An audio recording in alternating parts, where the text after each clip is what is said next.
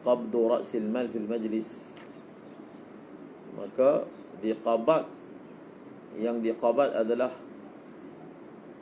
ain yang nak disewakan, bukan ain yang nak diberikan manfaatnya sebagai bayaran.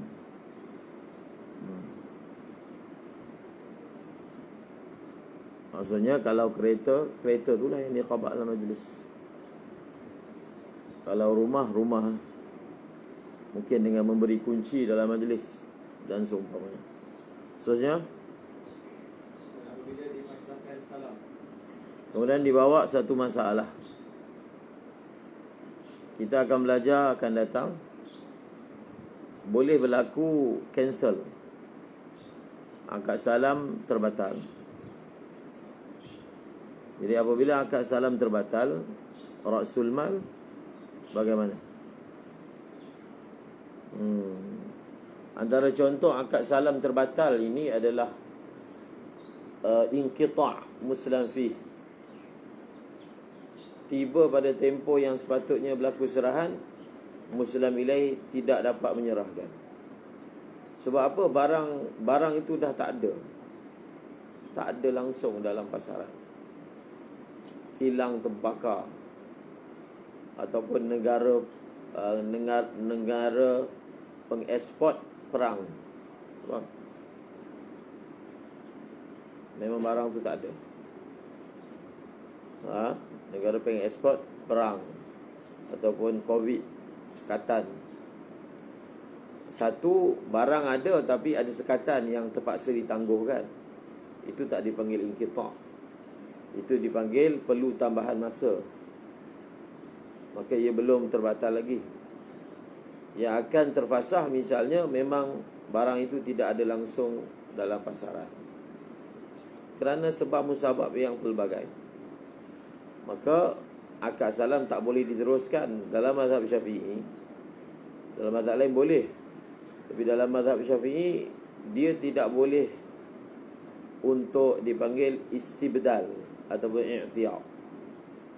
Oleh kerana barang yang kita tempah itu tak ada, kita tukar barang lain.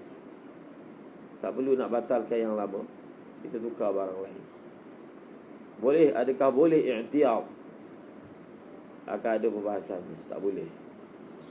Jadi bila tak boleh, maka batal. Bila batal, kembalikan kepada asal. Jadi ra'sul mal. Jadi bila pembatalan berlaku, dia akan ada dua keadaan. Yang pertama, ra'sul mal masih ada, ain ra'sul mal yang diserahkan tempoh hari masih ada. Yang kedua, tidak ada. Kalau ain masih ada, wa ra'sul mal baqin, itu jelas. Lagi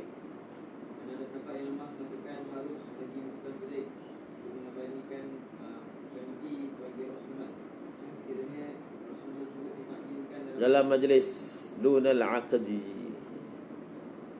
maksudnya muslim ilaih memulangkan ra'sul mal kalau dia ditakyinkan dalam majlis, bukan dia ditakyinkan dalam akad. Dunal aqdi. Seterusnya,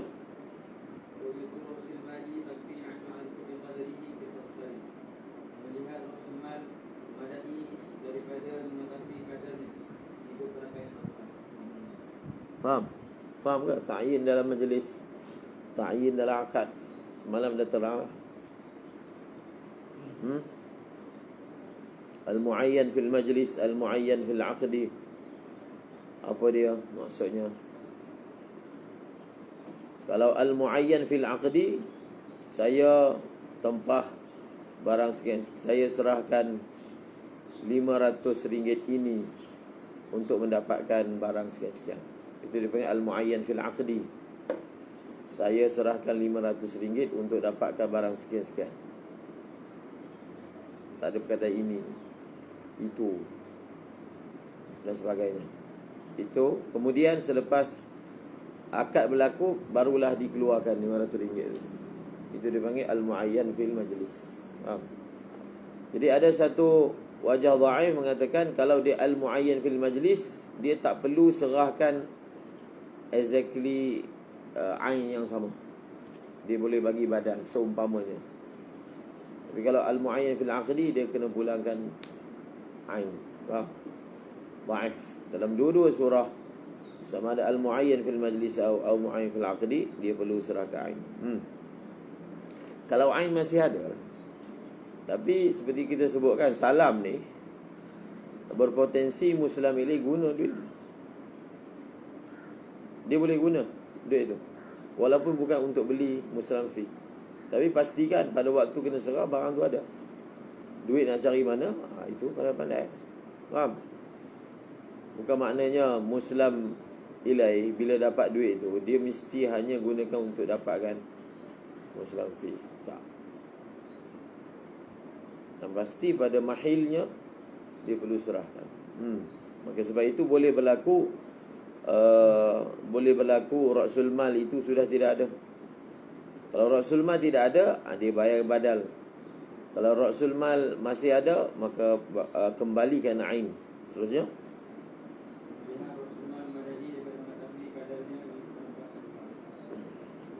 kemudian ada beberapa syarat bagi Rasul Mal. Antara syarat Rasul Mal ni, dia mesti maklum.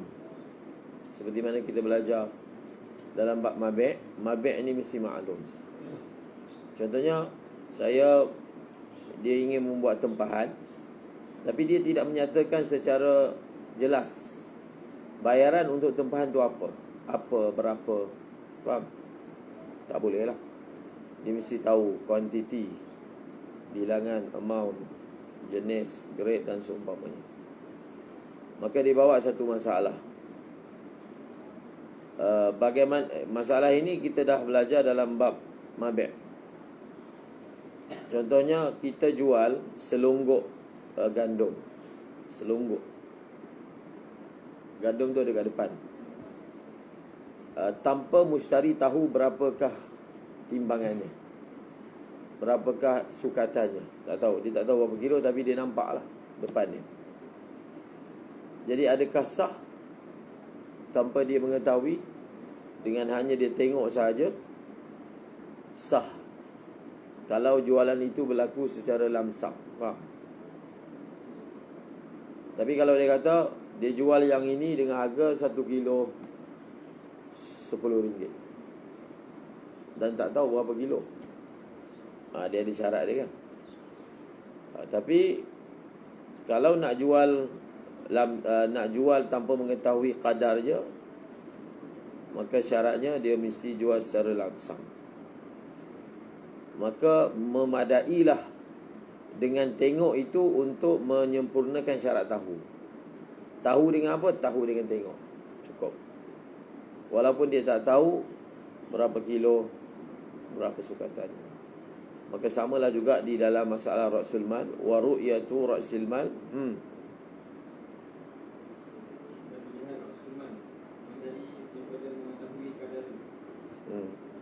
Muqabil kata tak boleh.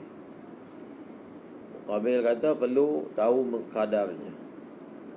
Kemudian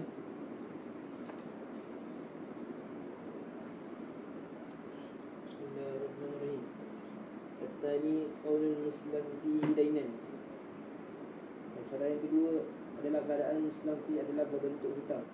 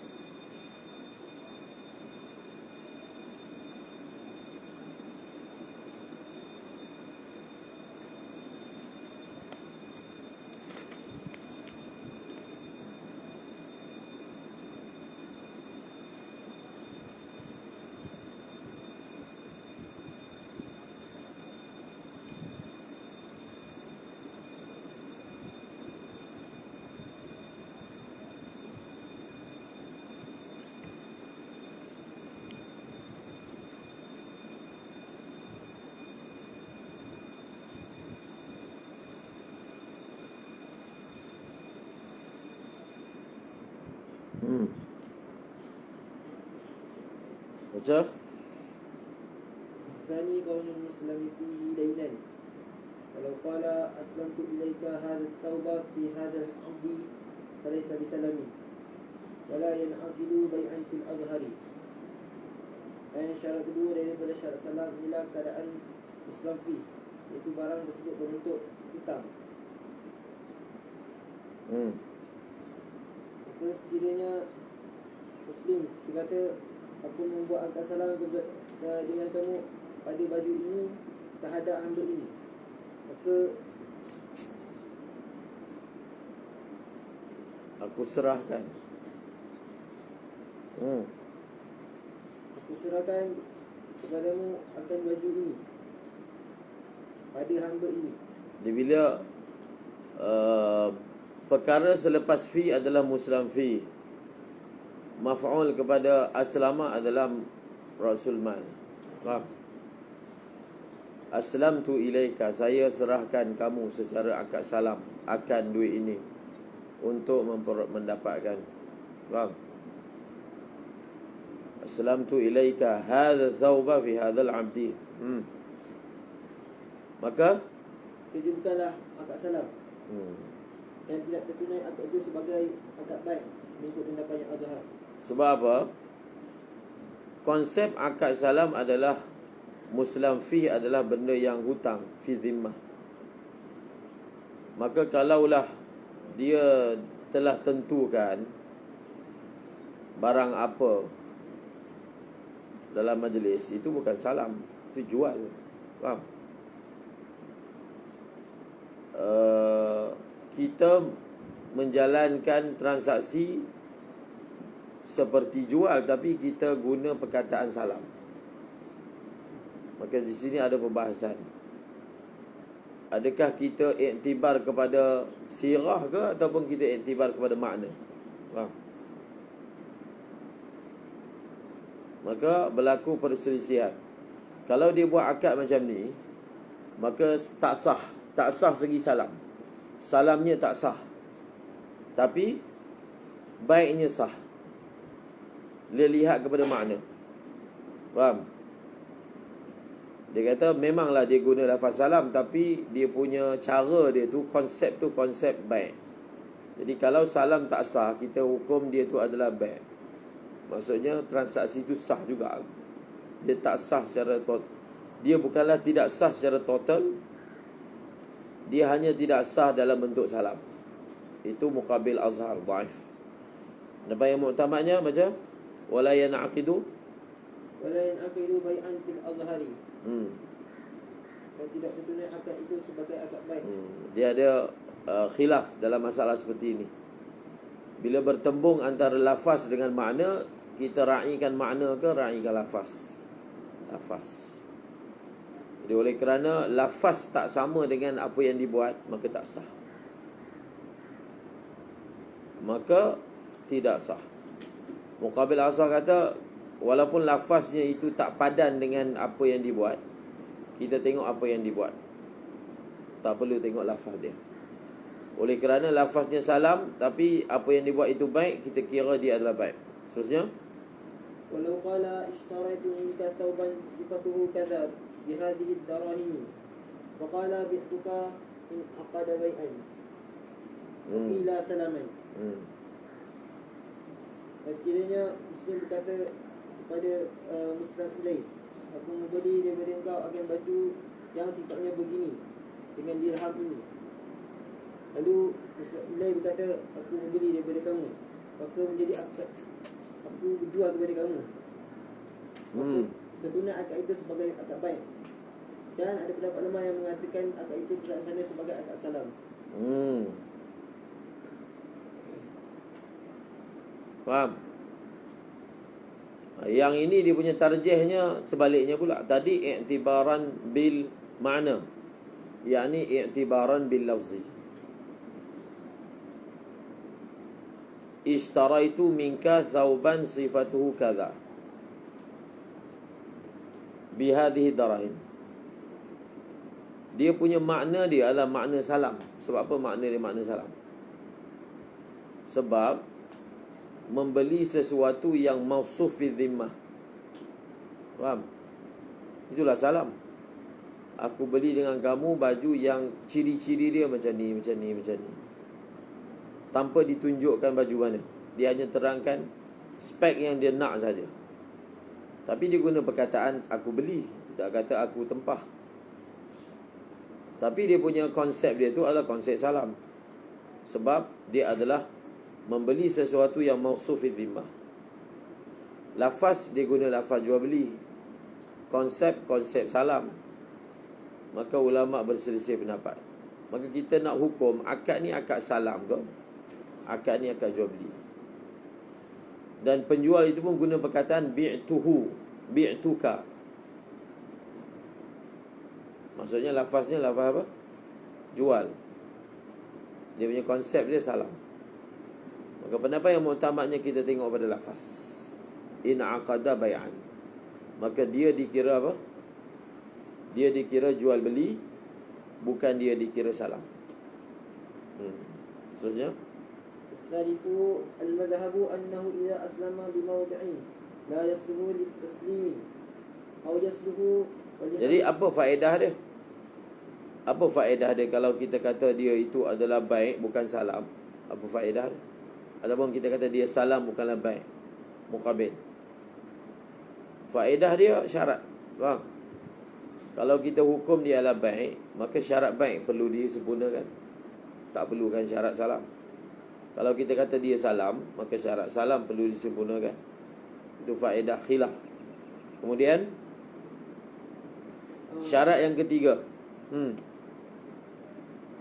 الثالث المذهب أنه إذا أسلم بموضع لا يصلح للتسليم أو يصلح ولحمله مؤنة اشترط بيان محل التسليم. Ini ada khilaf juga bainal mazahib.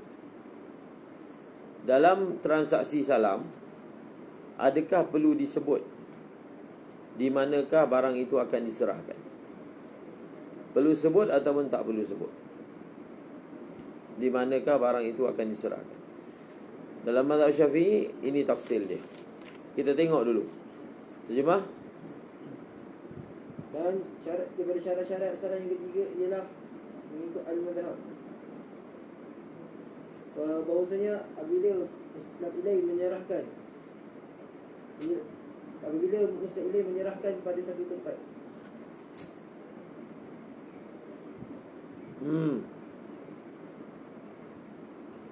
apabila Muslim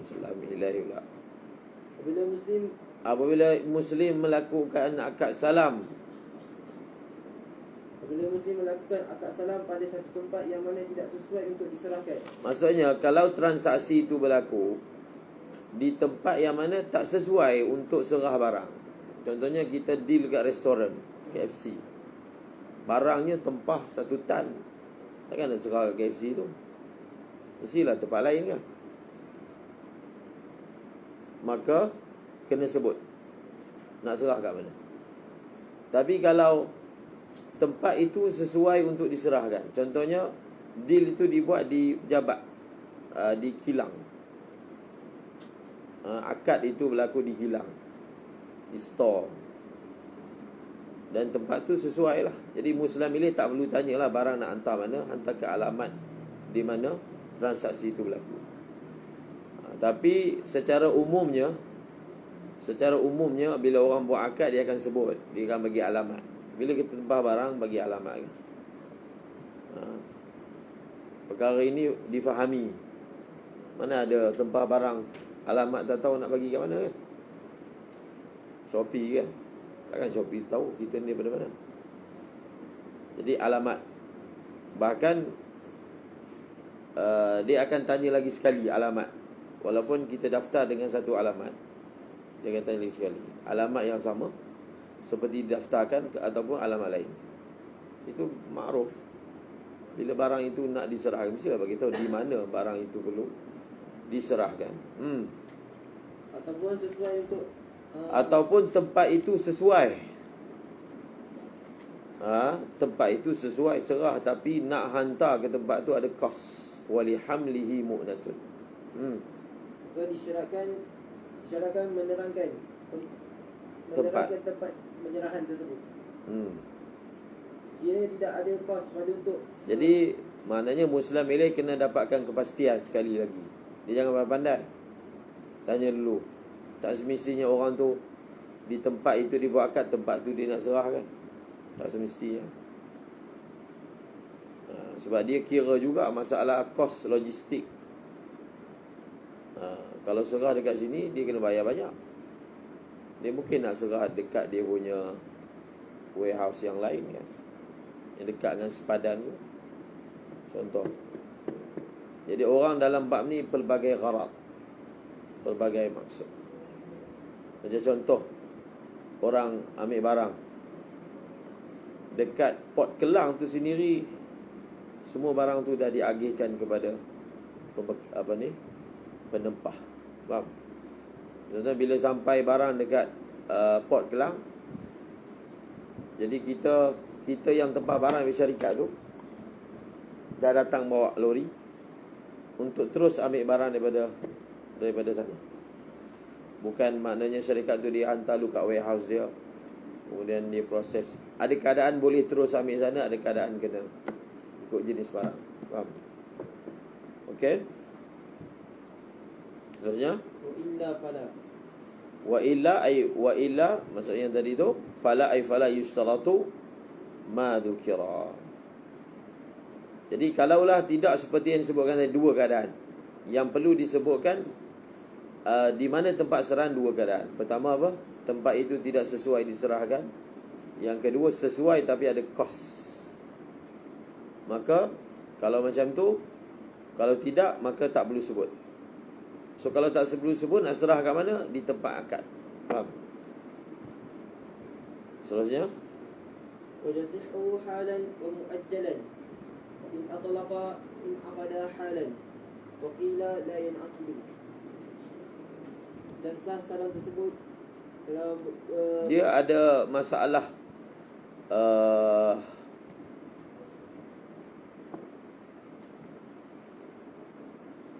kita sekarang ni orang guna sistem wakil. Maksudnya yang menyerahkan barang ni bukanlah yang menjual barang. Dia guna orang tengah kan. Dia ada syarikat yang melakukan proses delivery, penghantaran. Wah, itu salah satu bisnes yang besarlah pendapatan dia. Menjadi wakil hantar barang. Besar kan?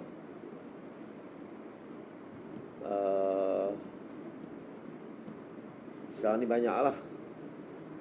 GDEC lah, GT lah, Pos Malaysia. Kalau yang antarabangsa tu apa nama dia tu? Yang kuning tu, apa dia panggil? DHL. Dia kapal terbang di sendiri. Faham? Untuk penghantaran besar. Dan bisnes tu dia bukan bisnes trading, dia perkhidmatan. Perkhidmatan, dia tak jual apa, dia hanya servis hantar barang. Panda Food, Grab Food, Lala Mova, Laparlah, dan lain-lain lah. Banyak dia punya nama ni. Tapi antara isu yang kadang-kadang berlaku, yang geng Panda Food ni, kita hantar ke alamat, orang tak ada. Faham? Orang tak ada. Apatah lagi kalau rumah jenis kondo ni, kita tunggu kat luar, call tak angkat. Makanan, bukan barang. Kalau barang mungkin boleh simpan. Dia kalau DHL, kalau tak ada orang pada alamat, dia hantar balik pada dia punya HQ ke, ataupun adalah dia punya store dia, kita kena ambil sendiri. Tapi itu kalau barang yang bukan makanan kan. Kalau makanan mana boleh simpan esok. Dan pulang balik kedai tak ambil. Faham? Dia dah bayar, transaksi dah berlaku, orang tu dah bayar pun, tapi dia tak ambil. Jadi orang yang Panda Food nak buat apa dengan makanan tu? Buat apa? Makan je.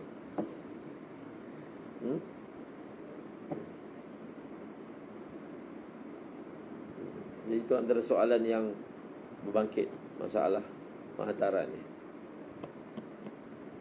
Nak kata orang, kalau orang tu kata tak apalah, saya tak nak lah, itu jelas lah hukum dia, ambil je lah.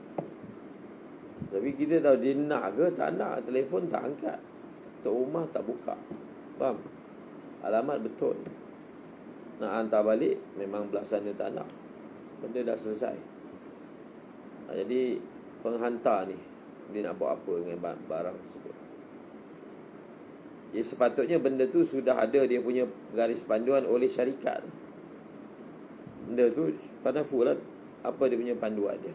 Sebab dia juga ada term dengan customer, pelanggan kepada perkhidmatan tersebut. Maksudnya kalau datang dihubungi tapi tidak, jadi kami akan, mungkin ada dia punya term dia. Kemudian yasihu halan wa muajjalan, dan sah salam tersebut berbentuk tunai dan berbentuk tangguh. cuma nak selesaikan masalah tu, dia akan boleh mungkin refer kepada isu luqatah. Dia bukan luqatah, dia mal dha'i je. Nak kata dha'i pun tak juga, dia boleh guna luqatah punya ibarat. Iaitu dalam luqatah, kalau kita jumpa makanan yang jenis cepat rosak, maka dia boleh makan, tapi dengan niat ganti, faham? Kalau ditemui tuan dia. Tapi jumpa tempat yang munasabah lah, jumpa atas meja kawan, bukan hilang, faham? Dia memang letak situ, nanti dia akan makan, faham? Lagi Kiranya dia menyebut secara mutlak, maka tertunai akad sebut secara hal, secara tunai. Alas. Ini benda yang mazhab Syafi'i khilaf dengan jumhur ulama, majoriti. Maksudnya 3 mazhab yang lain. Dalam mazhab Syafi'i dia ada salam tapi penyerahan dalam majlis. Jadi macam mana pula? Ulama kata salam ni, ini antara ibarat yang pelajar tak faham muskil pada mata ghayah. Dia bukan muskil apa pun, benda tu taswir je. Saya tempah tapi barang serah dalam majlis, tempah macam mana? Itu yang jumhur kata. Konsep ini dia tak cara ini dia bertentangan konsep salam. Salam ni sepatutnya barang itu disarah kemudian kan. Hal ni maksudnya serah dalam majlis. Kalau serah dalam majlis itu kan jual, beli, bukan salam. Jadi adakah salam ni boleh berlaku secara hal? Kalau ajilan tu memang boleh. Dia sebenarnya boleh. Antara surah dia, kita beli tu McDonald, kita bayar duit dulu kan, kita terangkan apa barang yang kita nak, kita bagi duit. Bila kita tunggu kat kaunter tu, dia siapkan dan dia bagi kat kita. Betul tak? Cuma lafaznya bukan salam lah, jual. Tapi itulah contoh konsep dia. Ataupun kita beli barang hardware jenis kedai lama punya, kita beritahu nak barang ni, dan dia suruh bayar dulu. Kalau dia suruh bayar dulu, barulah jadi salam. Okay, bayar dulu, kemudian dia pergi store, dia ambil barang bungkus, dia bagi. Itulah contoh salam hal, faham? Kalau kita gunakan lafaz salam lah. Kalau kita guna lafaz baik, jadi baik. Nak bagi surah dia, kita guna salam. Tapi cuma cara McDonald tu sebenarnya tak boleh, tak sah. Sebab salam ni tak boleh makanan, faham tak? Makanan yang kena api. Bila kena api tak tentu. Kalau contohnya fries, kentang tu, berapa ketul dia bagi? Tak ada kan? Ikutlah satu sauk masuklah. Jadi dia akan jadi beza-beza. Kemudian benda yang kena api kalau ikut tak boleh salam. Sebab itu KFC dia tak buat macam tu, tapi ada setengah KFC buat juga. Mungkin sudah diberi panduan. Kalau KFC ni kita beli barang, dia akan siapkan dulu semua, baru bayar. Betul tak? Sebahagian KFC tak buat, tapi kebanyakan buat. Kalau McDonald bayar dulu, kemudian baru ambil barang. Jadi kalau jenis makanan ni, dia yang lebih tepatnya kedai-kedai restoran ke apa ke, barang siap dulu baru bayar. Faham? Supaya kita dah nampak macam ni barang dia, mau bayar. Sebab makanan ni benda yang ikut tukang masak, dia nak campak banyak mana. Jadi dia tak boleh atas nama tempah salam. Pizza Hut lagi tak boleh. Sebab perkakas dia tu adalah tidak muntabit.